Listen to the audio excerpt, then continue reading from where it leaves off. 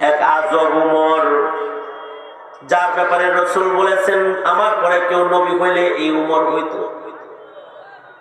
আর ইতিহাসের পাতার আরেকটা উমর হলো যাকে উমরে সানি বলা হয়, দ্বিতীয় উমর বলা হয়। নাম উমর ইবনে আব্দুল আজিজ রাহমাতুল্লাহি আলাইহি, যিনি এই পৃথিবীর খলিফাতুল মুসলিমিন হয়েছিলেন। 99 হিজরিতে উনি খলিফাতুল মুসলিমিন হয়েছেন। মাত্র 2.5 বছর খলিফাতুল মুসলিমিন ছিলেন। সারা দুনিয়া উনি শাসন করেছেন, আধা জাহান শাসন করেছেন। পৃথিবীর 3 ভাগের 2 ভাগ এরিয়া উনি পরিচালনা করেছেন। আঙ্গুলের ইশারায় পরিচালনা করেছেন।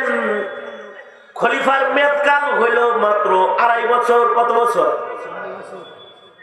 আমাদের দেশে এমপি মন্ত্রী হয় সর্বনিম্ন 5 বছর, কিন্তু তাদেরও অর্ধেক। উমর ইবনে আব্দুল আজিজের খেলাফত কাল হলো মাত্র 2.5 বছর।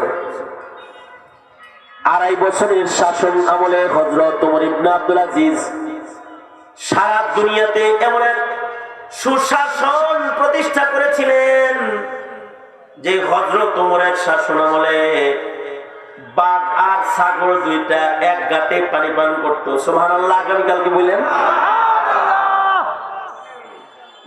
মানুষের মারামারি তো ছিলই না, বাঘ ছাগলের মারামারি ছিল না। আল্লাহু আকবার। জোরে করে বলেন হয় নাই জোরে চিৎকার করে আওয়াজ করে জোরে বলেন আল্লাহু আকবার। জোরে বলেন। মানে বিরোধী দল আর সরকারি দলের মারামারি তো নাই। হিংস্র প্রাণী আর চতুষ্পদ জন্তুর মারামারিও নাই। ওনার শাসনামল বাঘ আর ছাগল এক গাতে পানি পান করছে। আল বিদায়া ওয়ান নিহায়াতে আছে। এক মহিলা চিৎকার দিয়ে বলে, এই ওমর ইবনে আব্দুল আজিজ মারা গেছে। তুমি কিভাবে জানলে? আজকে 2.5 বছর ধরে বাঘ ছাগল এক গাতে পানি পান করতে দেখি। বাঘ ছাগলের রক্ত পান করে না, আজকে দেখতেছি বাঘ ছাগলের রক্ত পান করতেছি, মনে হয় মারা গেছে। খবর ল। কয়েকদিন পরে খবর লইয়া দেখি উমর ইবনে আব্দুল আজিজ সত্যই মারা গেছেন। অর্থাৎ ওনার শাসনের প্রভাব মানুষের ভেতরে শুধু নয়, জঙ্গলের প্রাণীর উপরেও ওনার প্রভাব পড়েছে। এত বড় পৃথিবী তিনি শাসন করেছেন, কিন্তু ঈদের দিনে নিজের সন্তানদেরকে নতুন জামা কিনে দেওয়ার টাকা ওনার ছিল না। অথচ উনি আমিরুল মুমিনিন। তাকওয়াল্লাহর পরিমাণ ছিল কি? পাশের এলাকা উর্দুন থেকে সরকারি ডাক বিভাগের গাড়িতে এলাকার গভর্নরে 2 প্যাকেট খেজুর হাদিয়া বানায় দিছে। যে গাড়ি যেহেতু খালি যাইব, খালি গাড়িতে খলিফার খেজুর গুলা লয়ে যাও। 2 প্যাকেট খেজুর গেছে ওনার কাছে হাদিয়া। এই 2 প্যাকেট খেজুর যাওয়ার পরে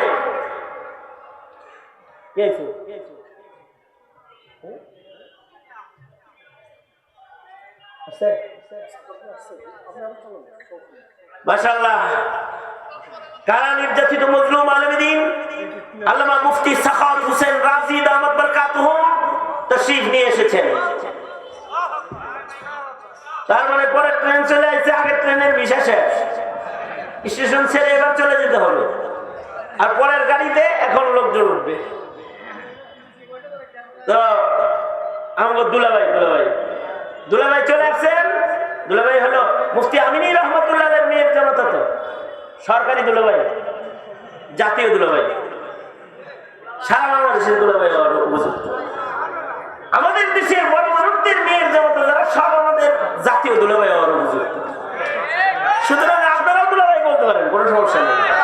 মুফতি আমিনী রহমতুল্লাহের জামাতা মানে আমাদের দুলাভাই।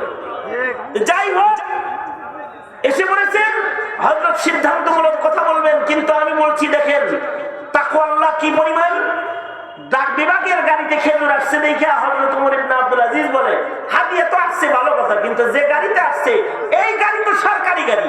এই গাড়ির ড্রাইভার যিনি, তার বেতন দেয় সরকার, সরকারের বেতনের গাড়ি, সরকারি ড্রাইভারের বহন করা খেজুর হাদিয়ার হলে কি হবে? এখানে তো বাইতুল মালের ছোঁয়া লেগে গেছে, এটা খাওয়া যাবে না। যাও, এই গোলামকে বললেন, যাও এগুলোকে বাজারে বিক্রি করে দাও আর টাকাগুলা বাইতুল মালে জমা করে দাও। যদি এইরকম মুত্তাকি পরহেজগার দেশ পরিচালনার রীতিনীতি এখনো জারি থাকতো, আর যদি যারা দেশের মাথা মুকুট হয়ে বসে শাসক গোষ্ঠীর খাতায় নাম লিখিয়ে যদি এরকম ত্যাগের ভূমিকায় যদি আসতো, তাহলে রিজার্ভ ফান্ড উধাও হয়ে চলে যেত না। এই যে দেশের দুর্দশা, এইটা কিসের কারণে? তাকওয়াল্লাহর অভাবের কারণে। এটাই রাষ্ট্রীয় প্রশাসন থেকে শুরু করে একেবারে ভিক্ষুক পর্যন্ত, দেশের নিম্ন স্তর পর্যন্ত আল্লাহর ভয় জাতির হৃদয় থেকে নষ্ট হয়ে গেছে। তবে আল্লাহর ভয় যারা জাতির হৃদয়ে চাষাবাদ করবে, তাদেরকে হাত করি লাগায় লাগায় বছরের পর বছর তাদেরকে জেলখানায় পুঁতে রাখা হবে। তাতে জাতির হৃদয়ে তাকওয়ার চাষাবাদ হবে না, নাস্তিক্যবাদের চাষাবাদ হবে, মুরতাদ হয়ে যাবে, বেঈমান হয়ে যাবে, কাদিয়ানিয়তের চাষাবাদ হবে। এবং প্রাচ্যের আর পাশ্চাত্যের দুশমনেরা বাংলাদেশের মাটি মুসলমানের ঘাঁটিতে সেইটাই বাস্তবায়ন করতে চায়। তাই আজও উলামায়ে কেরাম জেলের তালাবদ্ধ, আল্লামা মামুনুল হক সহ আজও আলেমরা জেলখানায় এক অমানবিক জীবনযাপন তারা করছে। বছরের পর বছর আলেমদেরকে জেল খাটতে হয়েছে। কি অপরাধ তাদের? তারা রিজার্ভ ফান্ড চুরি করে নাই, তারা জাতির সম্পদ লুণ্ঠন করে নাই, তারা কোন রিলিফের মালও মেরে খায় নাই, তারা জাতির কাছে কুরআন পৌঁছেছে, হাদিস পৌঁছেছে। কেন তাদের জেলখানায় রাখা হবে? ওই দুর্নীতি দমন কমিশন যারা দুর্নীতিবাদদেরকে পাহারা দেয়, তারা এদেশের আলেমদেরকে দুর্নীতিবাদ বানানোর ধান্দা কেন করে?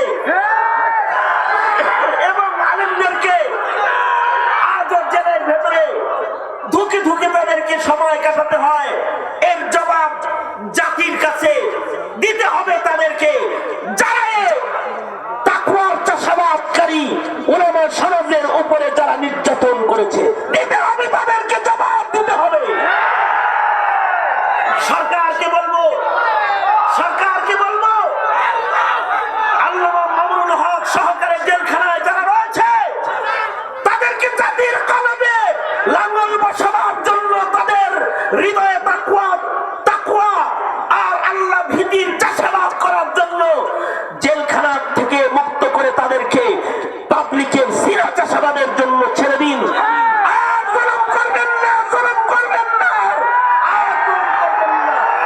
এদেশের আলেমরা সন্ত্রাসীও না, এদেশের আলেমরা মারামারিও করে না, এদেশের আলেমরা সন্ত্রাসীও করে